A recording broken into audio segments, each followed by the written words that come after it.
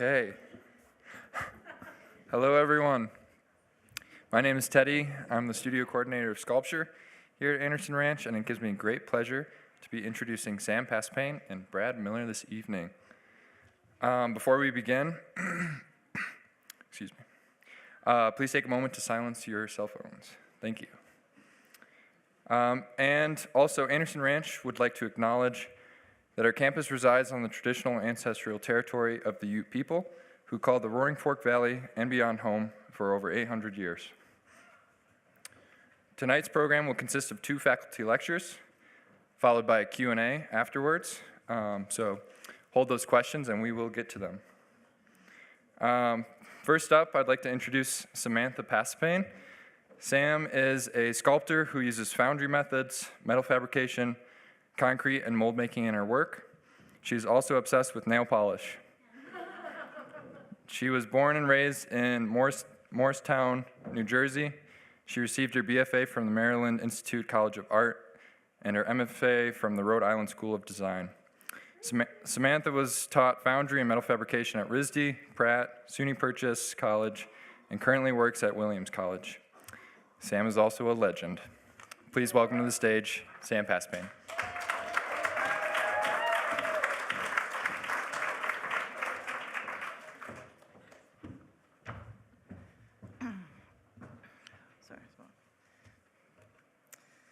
Hi, I'm Sam Pasapane. I'm teaching bronze and aluminum casting here at the ranch. I'm going to talk a little bit about myself and how I came into this process. And then I'm also going to talk about the process because I feel like it's pretty foreign to people. Yeah. So I don't know, it's a pretty epic shot, so I had to include it. For my work combines abstraction with industrial building materials and methods. My shapes are informed by human anatomy and plumbing. Lately, I've been thinking a lot about how it's hard to distinguish between wants versus needs, and I'm exploring ideas of corrosion and toxicity paired with desire and obsession. So this is a clip from when I was teaching at Pratt. It's pretty awesome. You kind of get sort of just a clip of. Thank you. We're casting bronze here, and it's a huge pot, so it's glowing. It's extremely hot. And as you can see, it requires a lot of teamwork. It's one of the things I love about casting. It's one of the few, I feel like, art forms that really requires a whole team to execute.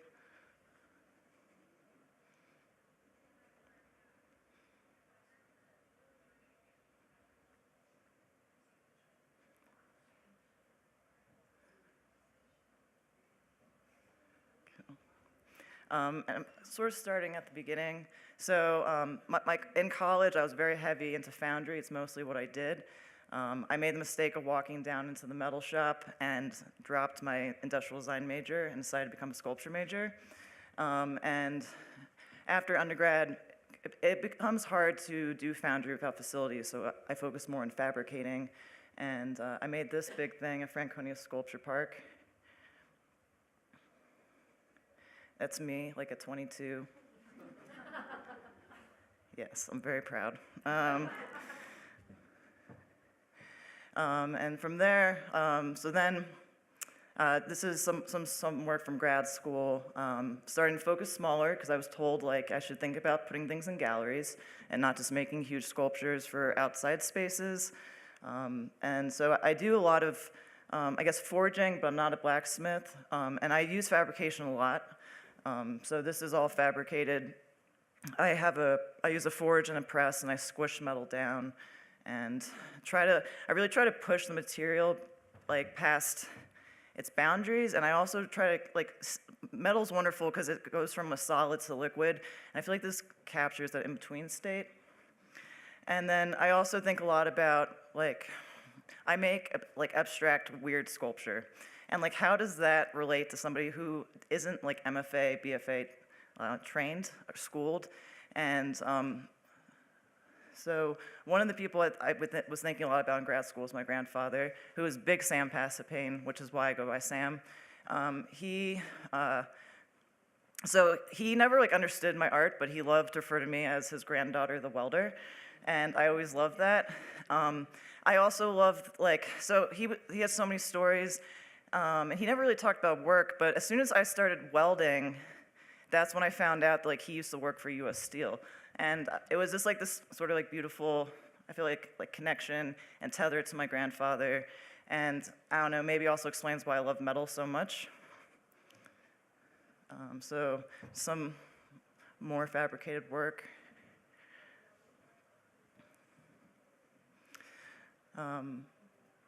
But also like thinking about him, like it's that, like how can I like make work that someone who doesn't study art appreciates? And like for me, it's like I just want to push the material as hard as possible, that maybe it becomes exciting to them, even if like they don't get the overall thing, like there's a moment that they can enjoy, like as they look at it. I want to give like the viewer a gift of some sort, like for spending time with my work. I also love repetition.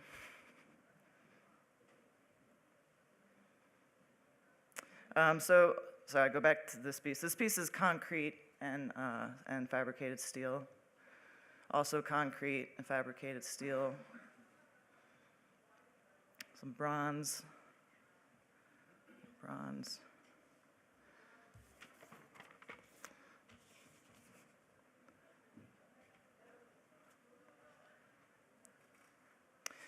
This is a fun thing I wanted to show you. So I do a lot of the squishing of steel, and at my work, I work at a college, and a lot of times like you can get awesome stuff at colleges if you just go around asking people for stuff. So I went to facilities, and I was like, "Do you have any scrap metal?" And they're like, "Oh, like yeah, come check out our I don't know, scrap area." And I was talking to the guy, and I see past him, like I was like, "Is that a trash can? Like, was that a trash can?" Yes, it was. And I was like, "Can I have that?" And he was like, "For what?" I was like, "For art." Like, and I don't really know. I just have it, and I love it because I feel like it's my work at a grand scale, and I just need to talk to some like people who fell trees, if that's the proper term, to drop them on my sculptures, and I think I'll be set. So the students at the school saw this trash can in the studio, because that's where I keep it, and they're like, "Is that the trash can?" And I was like, "What are you talking about? It's a trash can, was a trash can." They're like, "No, the trash can." And they show me all these memes, and this was one of them. And so this like trash can has like a whole life on its own, like, which I think is amazing. So, and these are like, I've been trying to work smaller, like instead of like a 300-pound round sculpture that's really hard to move.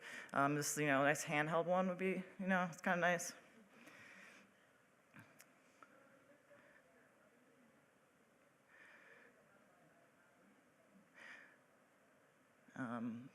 Yeah. I've also been titling my work after country songs, because part of me feels like my life is a country song currently, but I still have my dog and my truck, so I'm okay. And these are sort of the objects when I think about like how to like relate to like art trained, like academically trained people. And I call them love objects. And it's just like, it's sort of like me pouring like my heart into an object that I feel like is sort of the essence of like somebody I love. So that's why I made this, and it's like a new series that I've been working on.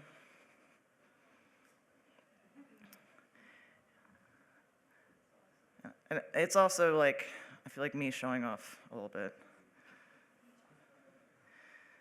There's more.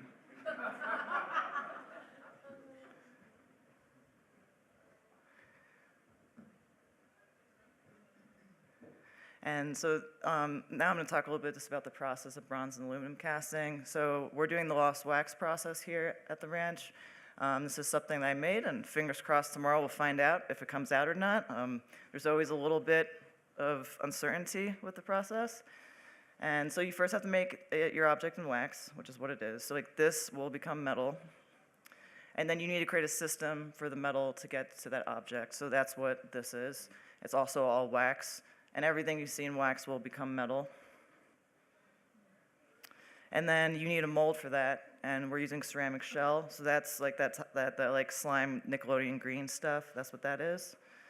And so you dip it. I call it like battering the chicken. So you dip it in the batter, and then you bread it with the sand. And you have to do this many times to build up a thick enough layer. And then you put it in a furnace to both melt out the wax, but also fire the shell. It's a liquid ceramic.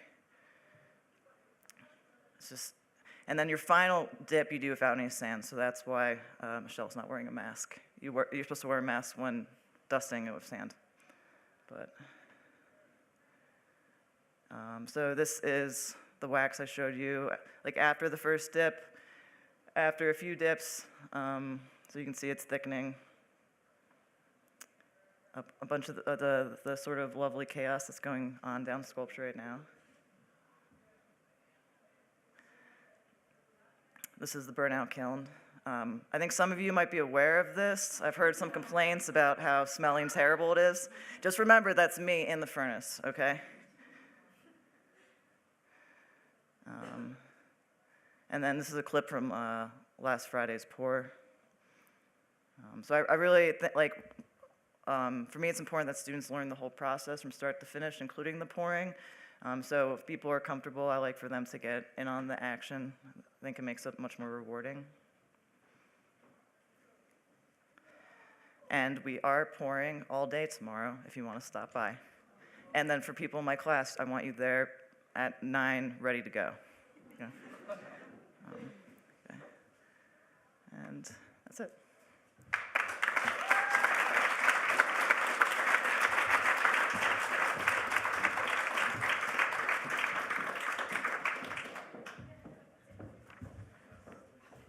Thank you, Sam.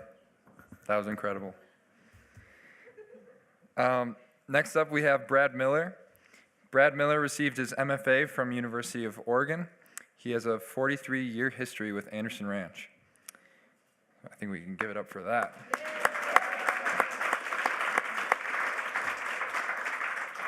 From 1980 to 1994, Brad was the ceramics program director, and from 1984 to 1992, he was the executive director of the ranch.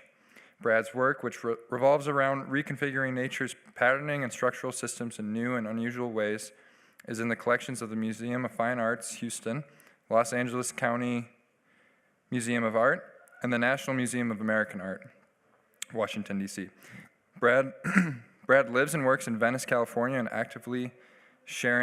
is actively sharing his work and techniques on Instagram at Brad Miller Studio. So check it out. Please welcome to the stage, Brad.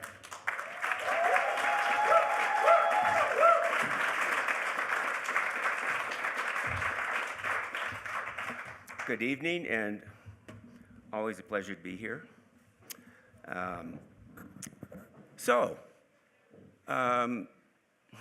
Well, I've got two short little bodies of work to show, and I'm just still fascinated with bubbles. I took this picture as a graduate student in 1975 or 6.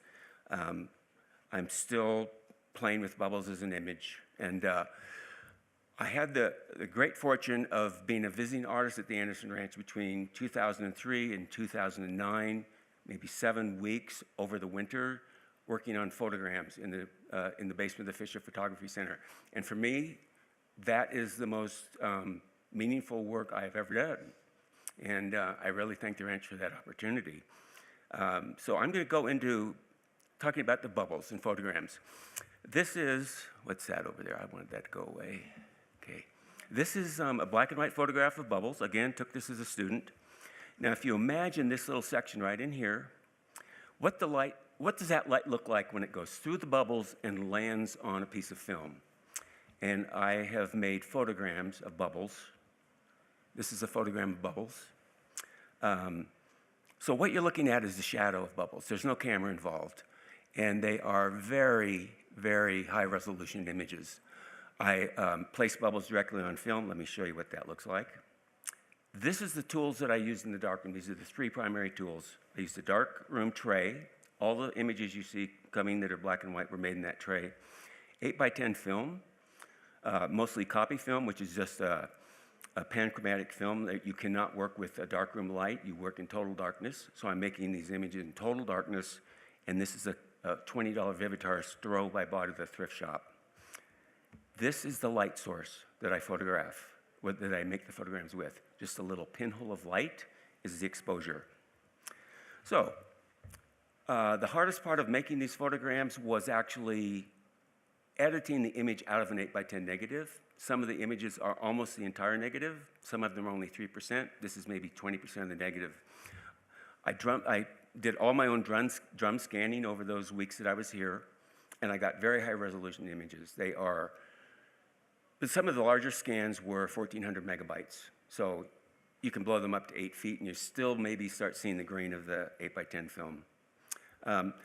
Recently, in the last 18 months, there's an editor at a magazine called Leonardo that wanted me to meet a water engineer and explain what these are and what we're looking at.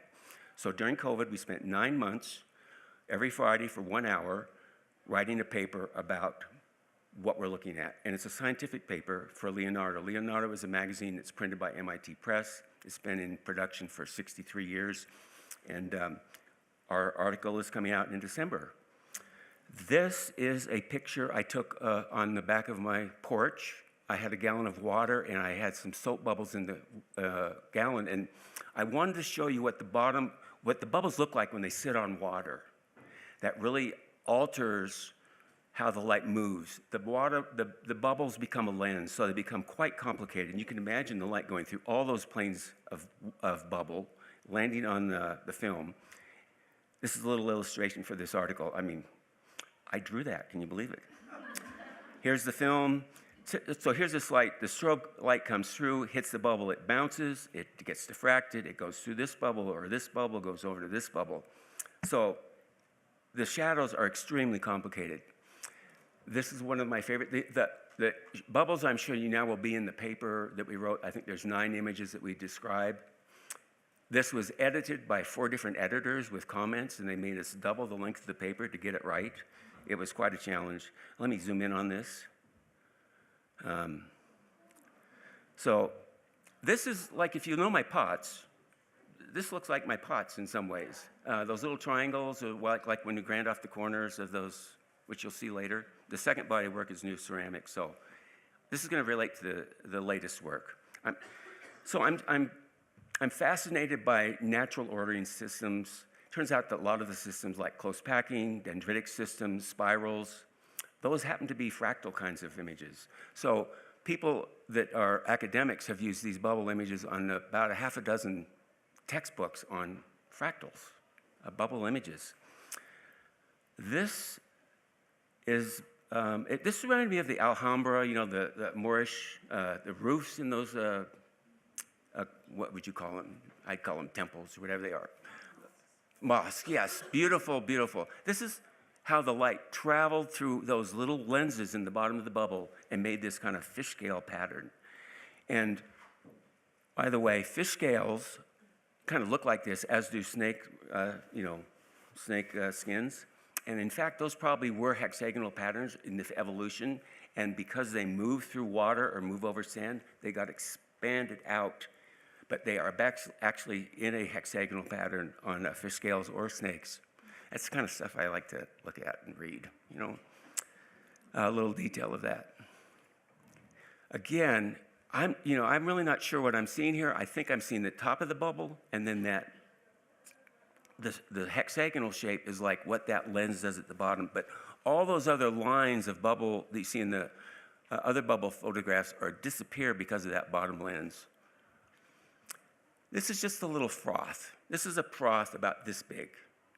And if I didn't tell you what that was, you might think it was like I was trying to make an Escher, etching, and you can also see the frame of the film finally. Maybe this is a 1-inch piece of the film. So I edited out 20 images of bubbles. This bubble, I found out last week, this image is going to be on the cover of the magazine. So yeah.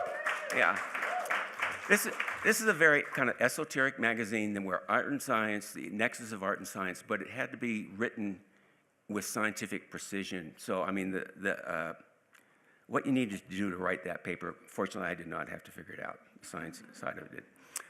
This is a photogram of bubbles, bubbles in ice. Okay, so this is the second body of water. This is, on the porch, I had the tray, I put water in it, I put maybe a half an inch of water, I put film under the water, I put it on the porch in the middle of the winter and froze it. Took it into the darkroom in total darkness, exposed it with a strobe. So this is the shadow of the ice. And you know when you have a cocktail glass and there's those little white lines in the ice? That's a bubble. These are those bubbles. This is the shadow of those bubbles. It's crazy. Just amazing. This is almost the whole negative of, this is like an 8 by 10 negative. Oh, these are not negatives, by the way. They are positives. We work with these in Photoshop. I work with Matt Christie, and I work with Liliana Mejia, who from day one knew Photoshop 1, and she worked with me on these in Photoshop. I hesitate to say that because we did not manipulate the images. We just pulled out very thin negatives to get the black and whites that we wanted. The exposures were very uneven. She could even that out. She could sharpen them. Just dusting these could take 6 and 8 hours. Getting the dust that was in the air between the time we pulled it out of the little wrapper and put it in the tray, 8 hours of work. So let me zoom in on this little section right up here. Just again, amazing shadows of ice. And look at these complicated structures that are, this is probably, what happened here is the water was still not frozen here. This part of the ice is underwater, this is in the air. Every time I made a photogram of ice, it looked completely different from day to day, and I was using the same water, the same tray, the same strobe. So this is one day. This little bubble here, I pulled that out in the next image. Looks like that. They kind of look like industrial design stuff, I see these as source material. I don't think of these so much as my work as that I was there to capture it, where my pottery and that stuff, that's something I make, but this was just like found in a very easy way. These relate to me like the very first photographic book ever made. Anna Akins in 1842 made a book called British Algae, and they were photograms. She would place algae on, I don't know if it was cyanotype, I think, like blue paper, and she made 14 books. She printed about 450 prints and made books. The very first photographic book did not have a camera used. She was in that world of scientific people. Her father ran the Natural History Museum, had keys to all the drawers. She knew daguerreotype, that was her world. So if you go to the Getty, quite often the very first photograph you see is a photogram by her. This one is in my studio. It's blown up to 4 by 5 feet. Again, this is maybe, I had to edit this out of the negative. This is maybe a quarter or a third of the negative. And so shadow is vice. And I have no way to explain what's going on here. I just love these patterns, right? Why does ice do this one day and do that other thing the next? Okay, third body of work. This one, okay, this is just water in the tray. On this particular one, I took my drill, I took an Allen wrench, which has that little L-shaped piece of metal, I put it in the drill and I vibrated the side of the tank. So this is a standing wave. This little area up here, this is the whole negative. This little area here is this. That kind of information is on the entire negative. This is maybe 3% of the negative. So what I love about this, I like my work to be somewhere between order and chaos, and this seems to have that. There's a pattern, but nothing actually repeats here completely. This is 1/2000th of a second exposure, by the way. This is just water in a hose running over a piece of film. This is one drop of water making a splash. I just have no idea. I know you see those ones with the crowns and those little balls falling off, and maybe this looks something like that, but this is like a mandala. It's like nature at work, very simply. Okay, so I love that work. I still enjoy showing it. When I opened up in the studio, it's a studio full of ceramics. I opened up one of these portfolios, and nobody wants to look at ceramics anymore. They want to look at those images. But you're going to have to look at ceramics now. Okay, spirals. Spirals are one of these images. This is the kind of work I've done over the last few years. I took this picture this afternoon. I just carved this bowl last night. I finished it, and it's drying. So this is the kind of, you can see how the bubbles kind of came into this. This is almost like I took some bubbles and pressed it into this thing. This is about 12 inches across. And that's how how do you carve them? Well, that's a melon ball scoop. And that's how I carved that.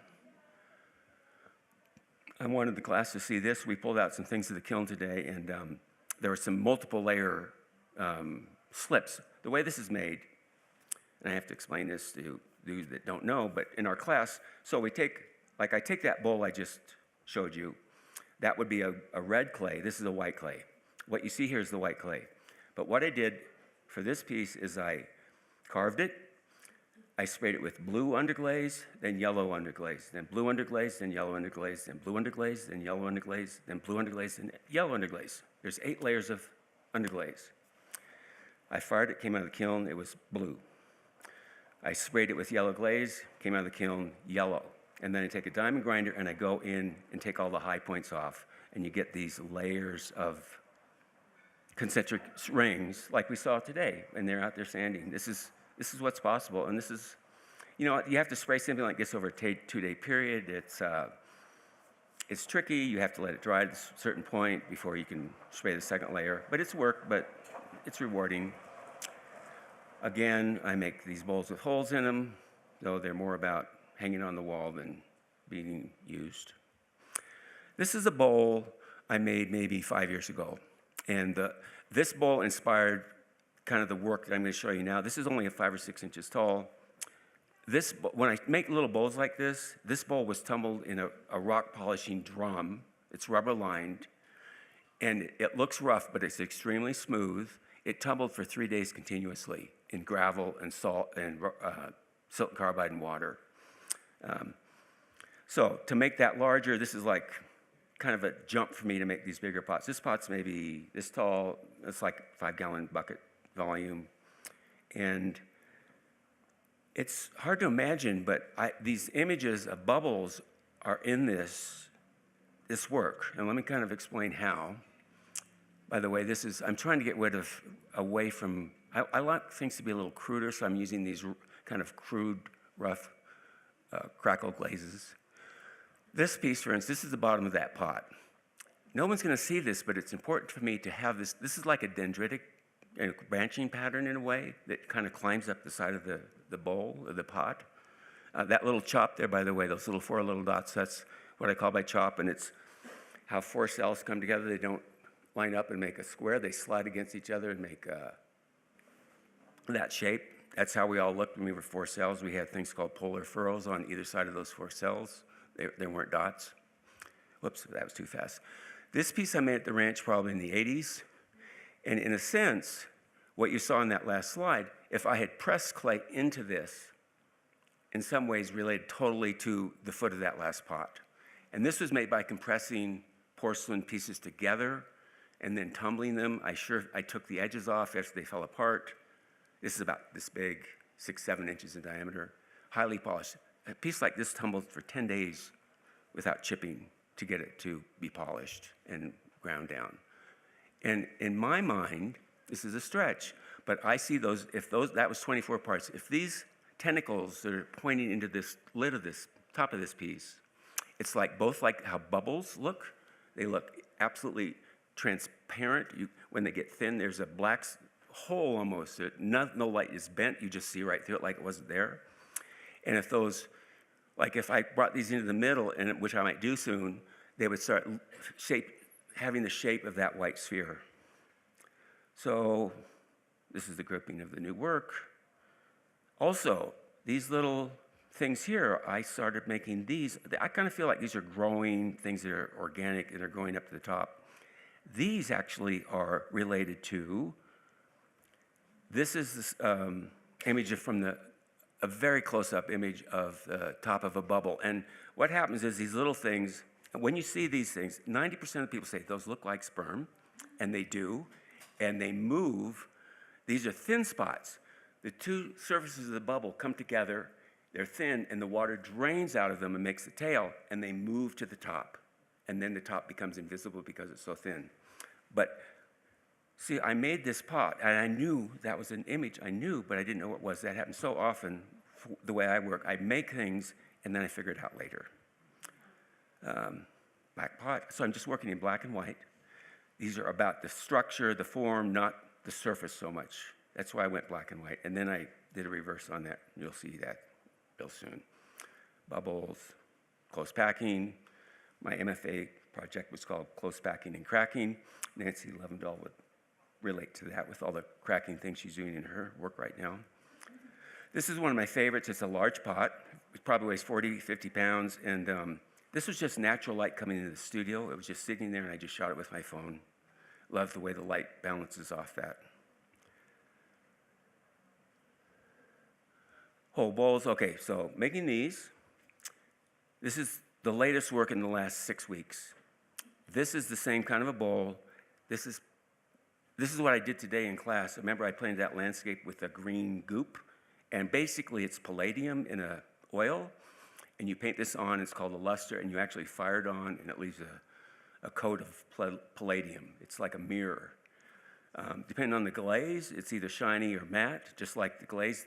It's maybe not even molecules, atoms, 10 or 20 atoms thick. It's nothing.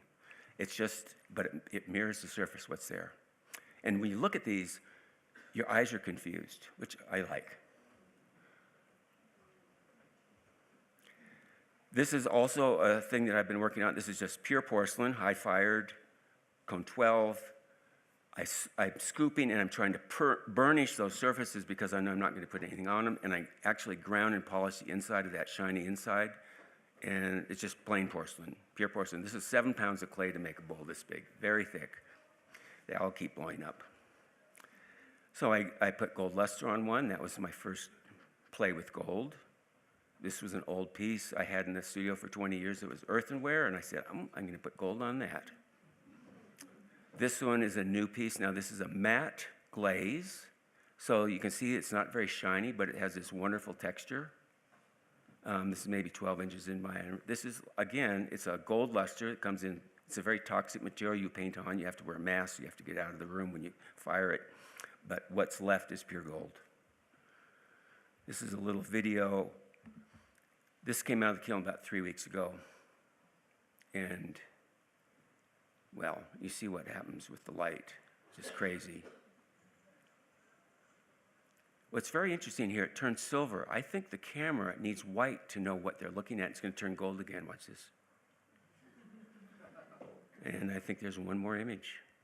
That's another picture of that shot. So you can see how that could relate to the water, the bubbles, the ice, the waves. Thank you very much. That's it.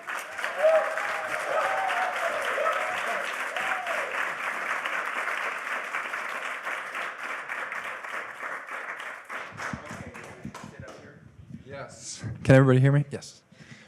So if anyone has questions, I'll have Sam and Brad sit up here and pass the microphone back and forth. Get up there. Oh, yeah. Yeah.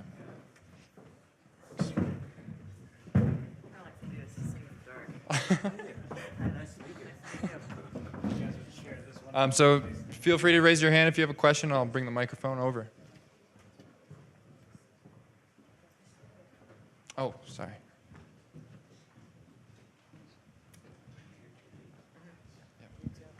Thank you both for the fabulous presentations.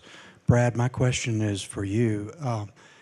What would the chances be of being able to create some of those bubble images on a photographic paper instead of a photographic film? Well, do I have to push a button here? No. Can you hear me? Okay, there. Well, I made these on film because I wanted to, 1, reverse them, 2, make additions, and 3, enlarge them. Photograms are considered, by most standards, people think of them unique and a negative, like Man Ray. But they can be made on paper, and in fact, I did first make them on paper, and then I realized I could make them on film, and I went that route.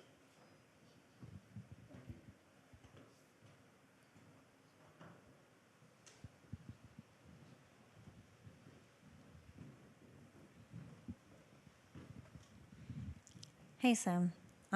Thank you both for your lectures. And Sam, I wanted to ask what it means for you specifically to push materials beyond their boundaries. You talked about that. I guess, like, for me, it's a ton of time spent with that material.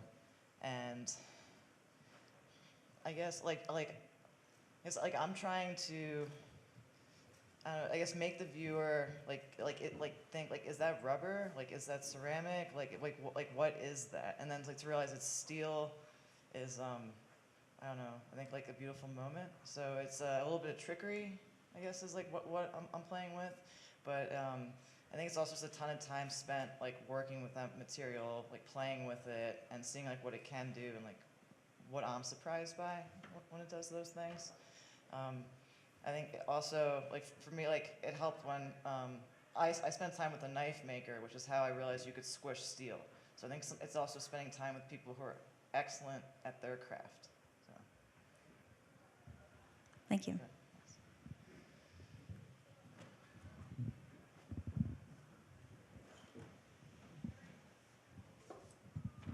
Hi. In the scientific paper about the bubbles, what is the revelations from the images you took? Or what is the loose outline of kind of the article? I think the article tries to explain what you actually are seeing and how it got there. And to tell you the truth, I still don't know, right? It's complicated. But there are some terms. We talk about close packing, about the structure of bubbles.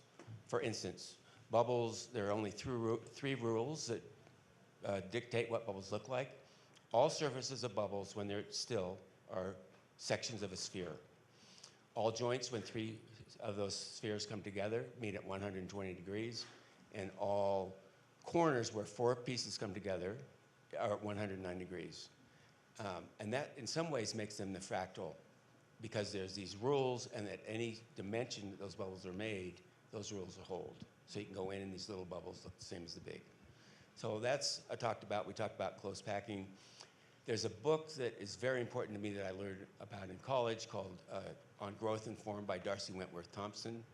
And he wrote it in 1917. It was a scientific book for lay people. And in that section alone, there's a 700-page, 2-volume book, really. There's 25 pages of these people talking about bees' cells and why they're hexagons. So this is something that people are still exploring. They're trying to figure out what's the most efficient way that bubbles can pack better.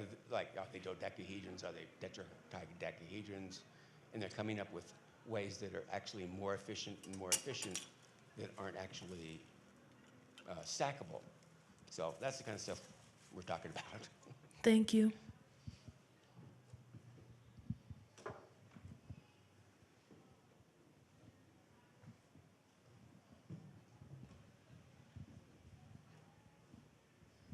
Thank you both for a wonderful lecture. I am mesmerized, Brad, with all the fractals and the bubbles. My question is for Sam. So now that you've gone big and now you're going small, what is the transition point, and where do you find the difficulties of bringing something that can be in your hand, and it's actually kind of in a sustainable matter, if I may say?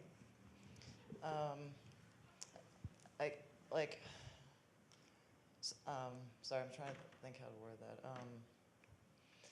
So I do have a hard time going small. Like the green piece with the lips in the center, it was intended to be part of a larger sculpture, and I had to sort of force myself and edit myself to be like, it's fine just being on the wall. It doesn't need to be part of this huge, bulbous thing. I am attracted to small things, just because it's just like there's something like precious about it, like fitting in your hand.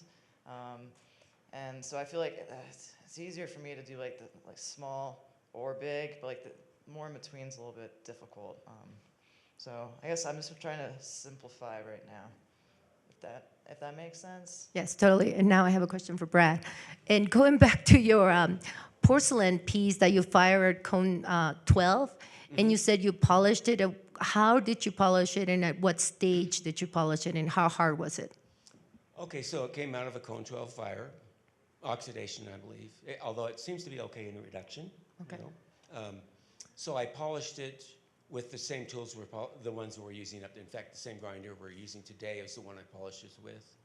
And just to give you a sense of it, It took me, to polish inside that little bowl, took maybe half an hour. Okay. And I start with a 50 mesh diamond pad. There's water feed, it's a stoneworking tool, and it's an angle grinder.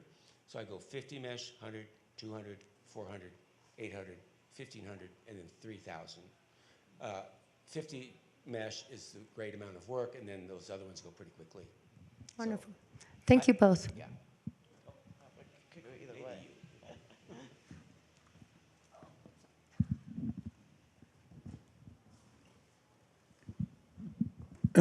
This isn't actually a question. It's more in the way of a conversation. And maybe there's a question in here somewhere. But Brad, way back when you were director and we were exchanging ideas, one of the other things that influenced me in my work was Fry Otto's work with tensile structures and skin. And he did a lot of work with bubbles also. In order to learn, Fry Otto. Oh, Fry Otto, right, Yeah, the yeah, architect, German yeah, architect. Yeah, yeah.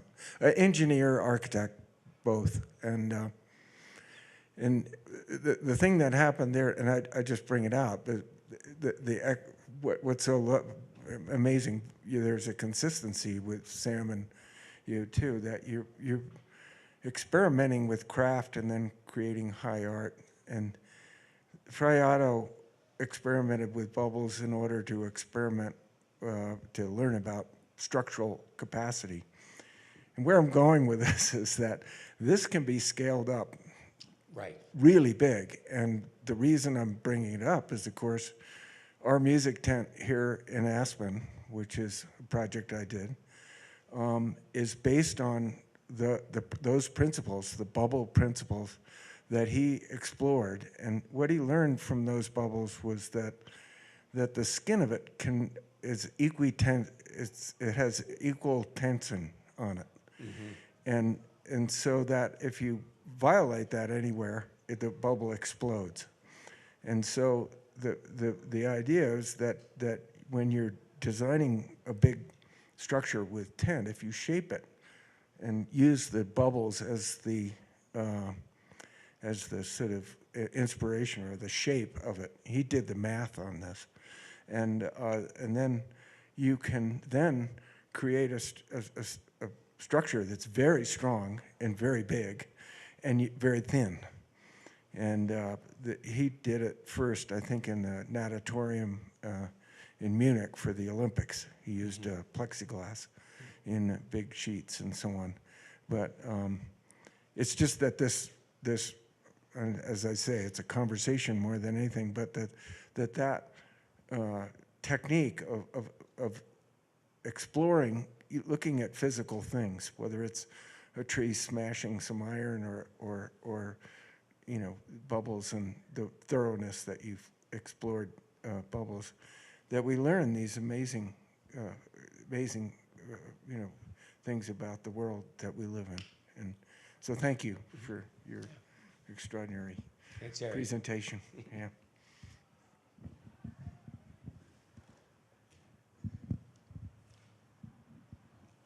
Hello. Thank you again both for your wonderful talk. I had a question for both of you, which is related to the fact that we've seen primarily photographs from both of you. Do you have other modes of thinking through these very dimensional pieces that you're both creating, whether it be sketching or modeling beforehand, that help you come up with the piece that you're working on?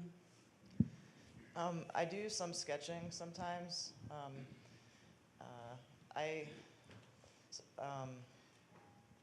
I'm really drawn to shapes, and also I do a lot of mold making. So like I will I feel like I make molds of molds of molds. Sometimes like to get the shape that I want. And I don't know. I feel like things in the 3D, I'm better now, I guess, at this. But like, especially if you're starting out, you can make a beautiful drawing, but like having it then turn into something 3D can be very different. So a lot of times I'll start with a sketch, but it'll change, I feel like, based on like what it needs to be in like the 3D. That makes sense? I do drawings. I have the great pleasure of being able to work with Brian next week in the print shop for a week and working on some monoprints. So those will be related probably to the bubble images in some ways. I think the drawings are learning from the bubbles more than the other way around. And I try and draw, like I've done a lot of structural things with ceramics with pins and growing things out like tree branches. And I try and draw them, very kind of coordinated. And when I make all the parts and put them together, I lose all control. So the drawing's just a springboard of an idea, and making them in the physical world was much harder and more interesting. Thank you both so much. Okay, thank you very much.